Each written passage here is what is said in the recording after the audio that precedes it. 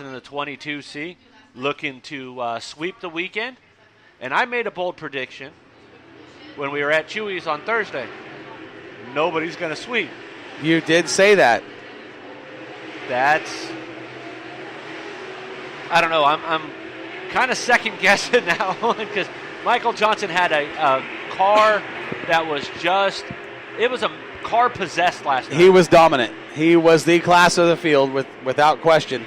We'll see if he can pull it off and sweep the weekend. The last time we saw someone sweep was a few years ago when Bobby Hogue pulled it off and swept the late models and the modifieds. Yep. And you look at it, what do they have in common? Both got twos on the car. Lots of twos. Lots of twos. Michael Johnson was very, very confident yesterday talking with him. I think that confidence has probably gone up a few notches after last night. I mean, it couldn't have gone down anymore. I mean, you come out and you win a big race in the fashion that he did, you've got to have a whole lot of extra moxie, so to speak. The track out there right now is starting to change already, getting a little patchy, a little slick and slimy in some spots, drying off in some spots.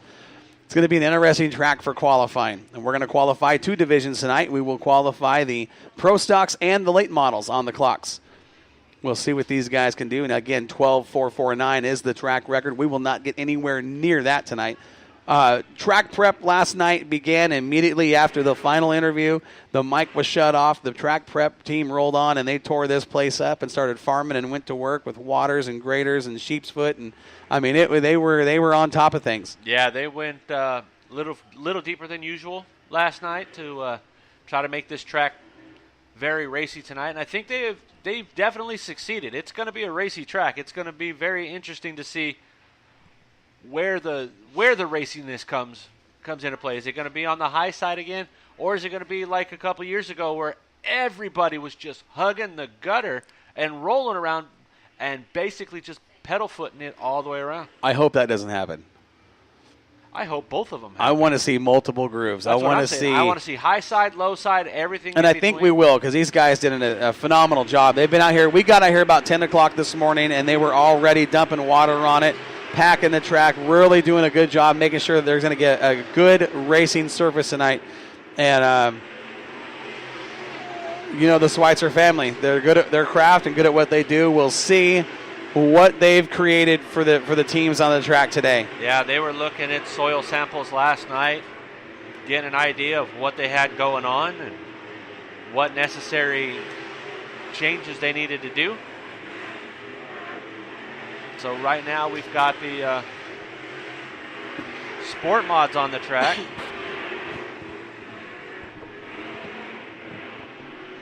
This is hot laps, and you would think it was a heat race. I mean, these guys it's all about flexing some muscle early, establishing your place in the chain of command. Yeah, that, and a lot of these guys are out here. They might have tried something different from last night. Well, they're not going to learn anything on this track right now. It is just it's slimy in spots. It's dry slick. It's hooked up down at one end and greasy at the other. You can still learn something from that. You can always learn. Anytime you step on a track, no matter what it is, you can learn from it. You might be able to learn that's not a type of track I want to run on. I guarantee that's what everybody's thinking right now. Another thing they might be looking at is, okay, those new shocks that I put in there, that new spring, it loads up pretty good. Or just the opposite. Hey, whatever that was that we just did, that did not help one bit. So we'll find out. Well, there's Nick Spainhoward back on the track after some trouble last night. He didn't get to run the feature. He's got the car put back together, and we'll see what he's been very successful here at this race. He's one of the guys you're going to have to watch in this division. It's not going to be so easy for Michael Johnson tonight. Not at all, but looking at our timing on Race Monitor, they're about a half a second slower than what they were yesterday. Yeah, the track's nowhere near as good either. I mean, that's still pretty... Well, you got to look at what we had yesterday. We had 120 cars going out here doing multiple races. It doesn't matter how much track prep you do to this and how much work you do on it. It's not going to be as good as a fresh track that hasn't seen any cars in a week or two.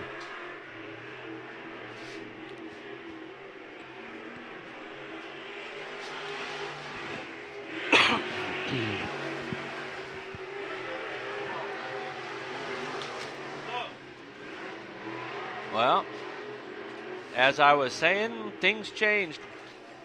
The 3AC that's out on the track right now, just crossed the start-finish line. Different driver tonight in that one. Who's behind the wheel of that one tonight? Ethan Dotson. Oh, my. And what did he do? Came out here and put fast time down during the hot laps. There it is. That's mine. So that's hired gun. Now we've got late models out here on the track.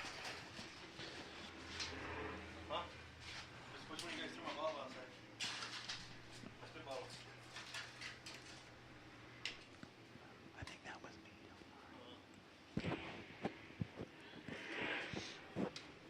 On the track right now, we got super late models getting ready for their hot lap session. Bobby Hogue on the track. And we've got 21 super late models here tonight. That's awesome. We lost one in Papich. We heard that he's probably not going to make it. He's got a family event, but we did gain 2 more in the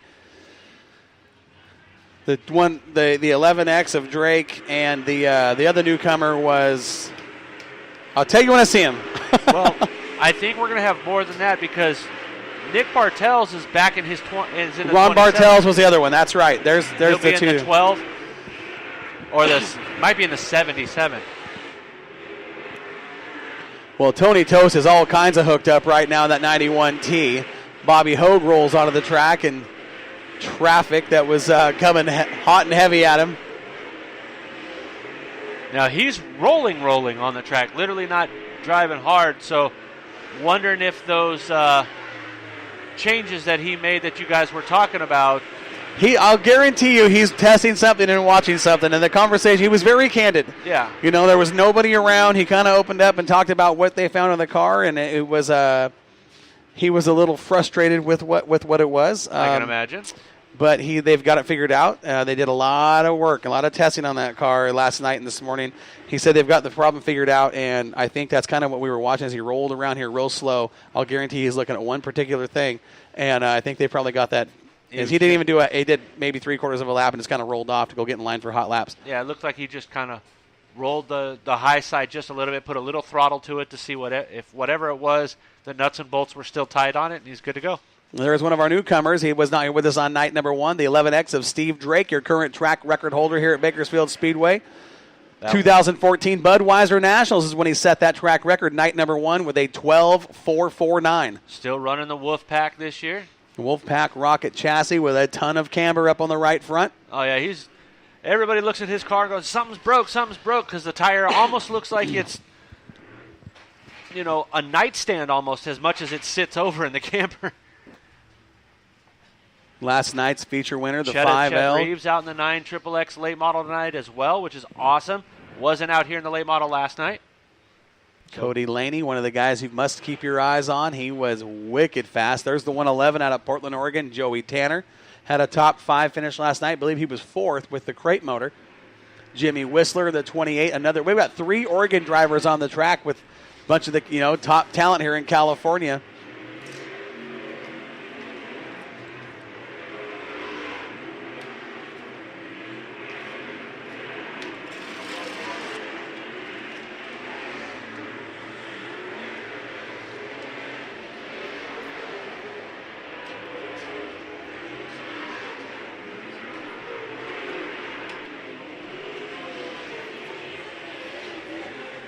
Steve Drake is the fastest car on the track right now. That just got broke. He was a 13.532 last time around for Steve Drake. His first lap at speed was a 13.532. Yeah, that's pretty scary when he comes out there. That's impressive. Everybody else, we did see a couple of 14-second laps, a bunch of guys in the 15, 16. Steve Drake, 13.532. This is just hot laps. Yeah, and I've also, ladies and gentlemen, if you guys have lost your keys, I have a set of keys up here that were turned in. Come on up and identify them. And identify them, they can be yours. Courtesy of Identification is Right. So once again, if you lost your keys, come on up and see us at the Mike Mosier Tower. Tell me what they look like. You want an interesting storyline here at the Budweiser Nationals? The driver, the number 77, Wild Bill Bartels, 79 years of age, and he's still getting the job done in a race car, boys. Hey, and now we got Ron Bartels in his Pro Stock. Or excuse me, the Pro Stock out here. Drake's out here again. I wonder if he's going to run through the scales and scale that car. I'm sure that's what he's doing, coming out there to make sure everything's all right. Billy the Kid Simpkins in the 68S Pro Stock. Mayhem Matt Mayo right there. Then we've got Jerry Stewart in the 4. Blazing Brady Bell. Your 2018 C&D Contractors and Developers Bonding Western Pro Stocks Point Series champion Justin Crockett in the 21 JT. Brady Bell, a former champion here at the Budweiser Nationals. Yep. Chris Clinton, Chris Smith as well. Justin Crockett.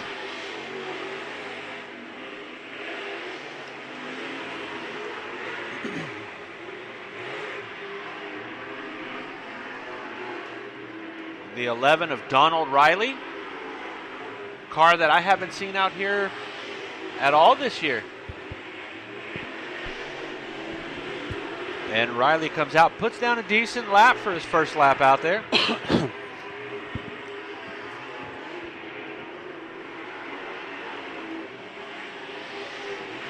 Brian Smith up in the tower with us now. Brian, how you doing, bud? No volume there. There we go. Now There we got go. some Sorry volume. about that. That's All my right. fault. It's great to be back up here in the tower of the Bakersfield Speedway for the 33rd annual Budweiser Nationals. Thank each and every one of you fans for coming out for night number 2. Hopefully it's just as exciting tonight as it was last night. Well, we're in trouble if that's the case, because I was on near heart attack mode. Some of the stuff we saw last night. We gained some more cars tonight, so that's look at here. We've got a great car count. These pro stocks are going to put on one heck of a show, like they always do at the Bud Nationals. I think we're looking at maybe 40 hobbies now. I mean, some more showed up. We got some more sport mods that showed up. So, you got to figure 2 B mains in the A mods, 1 B main for the sport mods, and we're going to see multiple maybe qualifiers for the hobby stocks. So.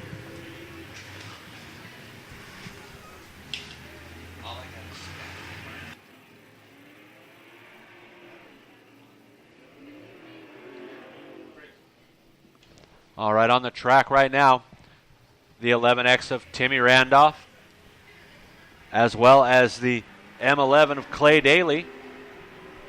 Then we've got making his final race in the 21 machine from Arroyo Grande, that is Devin Crockett. He's retiring from the race. Did I just see what I just saw? I think I saw what I just saw. Well, you got some hobby stocks out there. Yeah, I was about to say. Yeah, that's Cody Johnson, looks like. Yeah. Unless that's Big Dad up in there. No, but that's Cody Johnson in that number 11 car, race fans. He's out there trying to shake it up with these street stocks. Or should I say Western Pro stocks. He going to try to run with them tonight? Apparently. I mean, he took the spoiler off, but I don't know why. They have spoilers on these. So And you got the C5. That is Wayne Kaufman tonight. Then you got the 5N of Frank Nyback.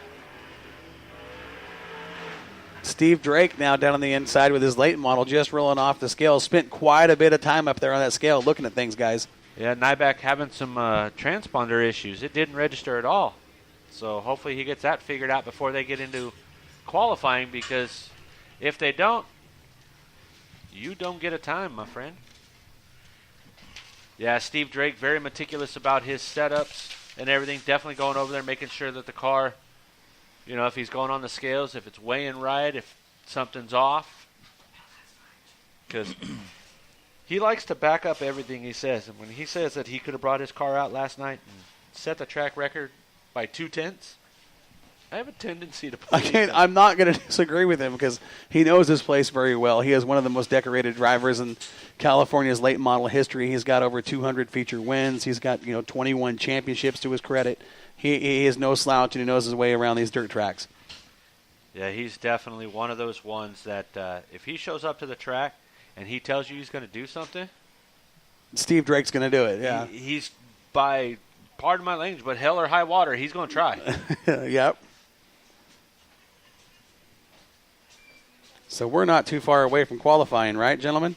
Absolutely. We'll be right back.